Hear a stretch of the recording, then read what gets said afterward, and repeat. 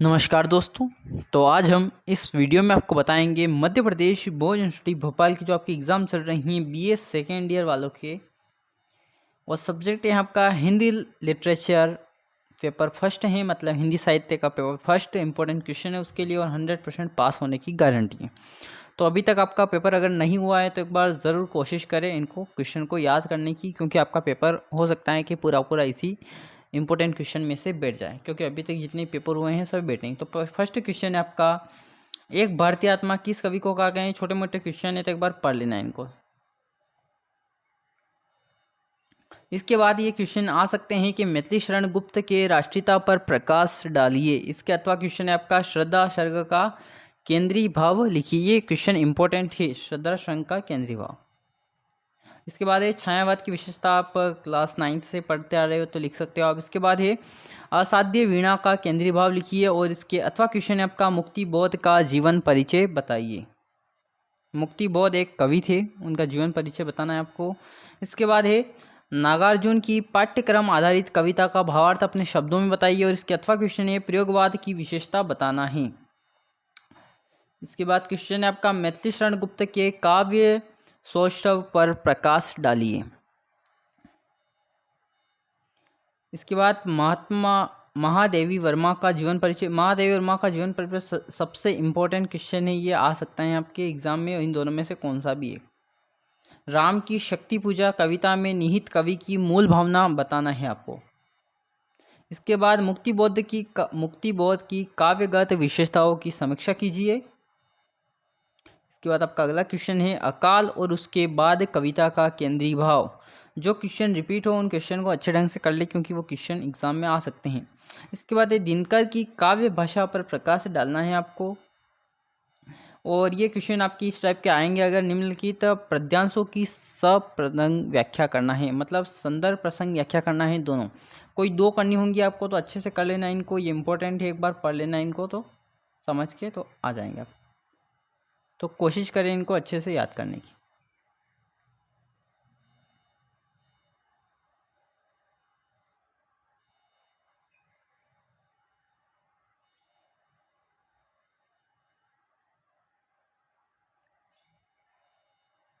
ये सभी मतलब पद्यांश ही हैं, तो एक बार कोशिश करना पढ़ने की, क्योंकि इनमें से आ सकते हैं आपके जो क्वेश्चन होंगे। मैं बता दूंगा इसमें से क्वेश्चन कौन से इंपॉर्टेंट है। इसके बाद है हिंदी गजल विधा के क्षेत्र में दृष्यंत कुमार त्यागी के योगदान की समीक्षा करना है, और इसके अथवा क्वेश्चन है, केदारनाथ अग्रवाल के व्यक्तित्व एवं कृतित्व को संक्षेप में बताइए।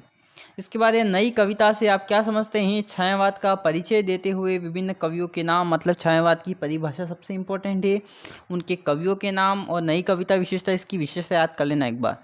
प्रकृतिवाद काव्य की विशेषता याद कर लेना। फिर आधुनिक युग की प्रमुख प्रवृत्तियाँ। अब प्रवृत्तियाँ किसे बोलते हैं, जो विशेषता होती हैं उनको ही प्रवृत्तियाँ बोलते हैं। कुछ को प्रवृत्तियाँ मतलब उनको, जैसे कि उनका कौन कौन से नए मतलब कवि हुए हैं उनके बारे में एक बार पढ़ लेना इनके। इसके बाद निराला जी की काव्य विशेषता, मतलब सूर्यकांत त्रिपाठी निराला का बताया गया है, और राष्ट्रकवि मैथिली शरण गुप्त युग प्रतिनिधित्व कवि हैं। इस कथन की तर्क सहित व्याख्या करना है। और मुक्तिबोध प्रकृति और फैंटेसी के कवि हैं, कथन की सार्थकता सिद्ध कीजिए। इसके बाद अज्ञेय प्रयोगवादी कवि हैं, काव्यगत विशेषताओं के आधार पर सिद्ध करना है आपको। इसके बाद इस टाइप के ये क्वेश्चन है।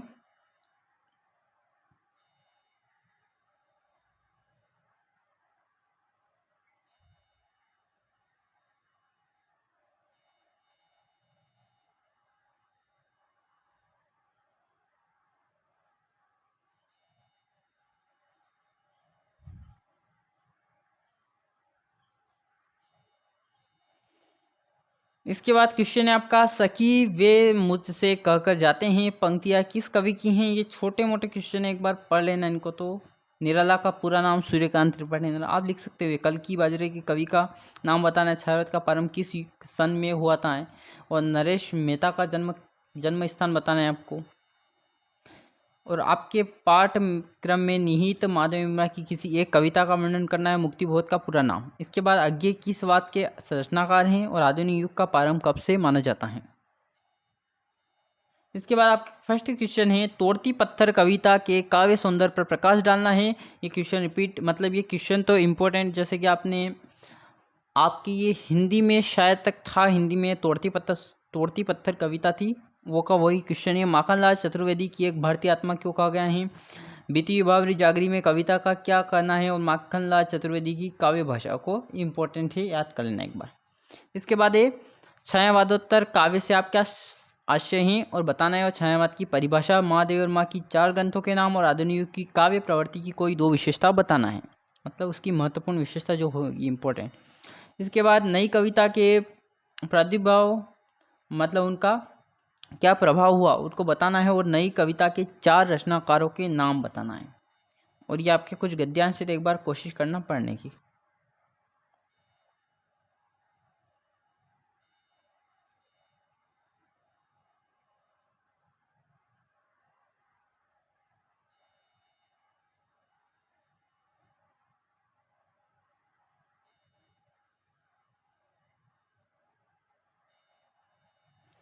निराला की काव्य साधना पर प्रकाश डालिए। महादेव वर्मा की वीर वेदना को समझाना है। आधुनिक युग की राष्ट्रीय काव्य धारा की विशेषता बताना है। प्रतिवादी काव्य की विशेषता कुछ बताना है। ये क्वेश्चन है थोड़े से, तो एक बार कोशिश करना इनको याद करने की। ज़्यादा क्वेश्चन नहीं है, अगर आप समझ के अगर करोगे तो बहुत ही इंपॉर्टेंट क्वेश्चन इनमें से आपका पेपर आ सकता है। और 2021 का पेपर अगर आपके पास हो तो ज़रूर एक बार पढ़ लेना किस टाइप के क्वेश्चन आते हैं। तो अगर वीडियो अच्छा लगा तो ज़रूर आप लाइक कर देना और चैनल को ज़रूर आप सब्सक्राइब कर देना अगर वीडियो अच्छा लगा हो तो। और ज़रूर कमेंट में बताएं वीडियो कैसा लगा है। और अगर आपका कोई फ्रेंड 9वीं 10वीं 11वीं 12वीं में हो अगर, तो ज़रूर इस चैनल के बारे में ज़रूर आप उनको शेयर करें, क्योंकि उनको उनकी मेन एग्ज़ाम होगी जो उनमें बहुत फ़ायदा मिलेगा। तो कोशिश करें शेयर करने की। Thank you.